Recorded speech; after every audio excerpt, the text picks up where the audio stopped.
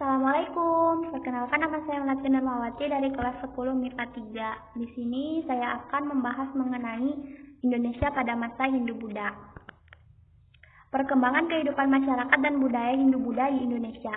Proses masuknya budaya Hindu-Buddha terjadi karena adanya hubungan dagang antara Indonesia dan India.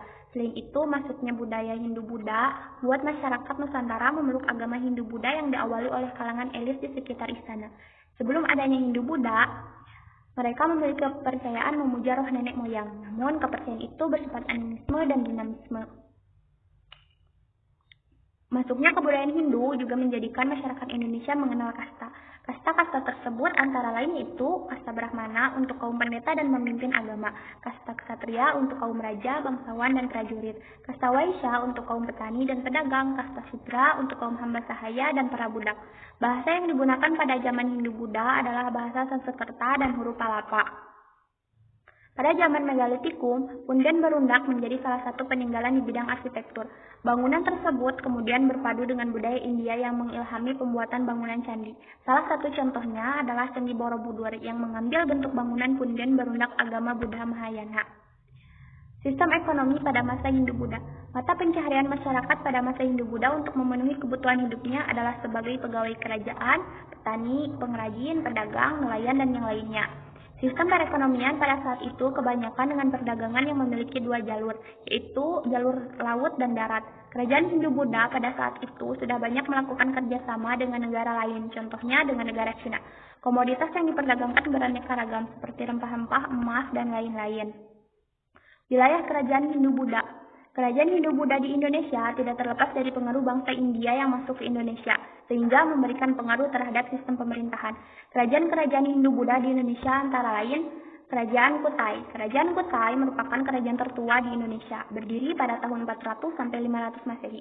Kerajaan Kutai terletak di tepi Sungai Mahakam, Kalimantan Timur. Raja pertama di Kerajaan Kutai yaitu Raja Kudungga yang memiliki seorang putra bernama Aswawarman. Kerajaan Tarumanegara. Kerajaan Tarumanegara menjadi kerajaan yang tertua di Jawa, berdiri sekitar abad ke-5 di lembah Sungai Citarum Bogor, Jawa Barat. Kerajaan Kalingga. Kerajaan Kalingga atau Kerajaan Halong adalah kerajaan bercorak Hindu-Buddha pertama muncul di pantai utara Jawa Tengah pada abad ke-6 Masehi. Pendiri kerajaan ini adalah Prabu Wastumurti dan ratu yang terkenal adalah Ratu Sima.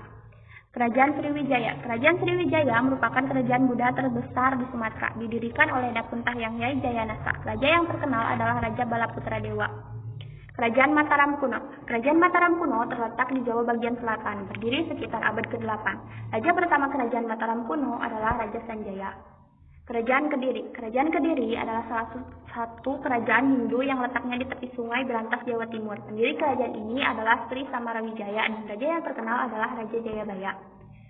Kerajaan Singhasari. Kerajaan Singhasari merupakan kerajaan bercorak Hindu yang berdiri pada tahun 1222 Masehi oleh Ken Arok. Raja yang terkenal pada masa itu adalah Raja Kertanegara. Kerajaan Majapahit. Kerajaan Majapahit adalah kerajaan Hindu-Buddha yang terakhir menguasai Nusantara. Kerajaan Majapahit merupakan kerajaan terbesar sejarah Indonesia.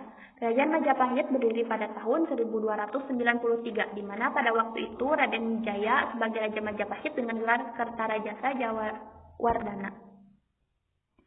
Kerajaan Buleleng dan dinasti Warmadewa. Kerajaan Buleleng adalah kerajaan di Bali Utara yang didirikan sekitar pertengahan abad ke-17.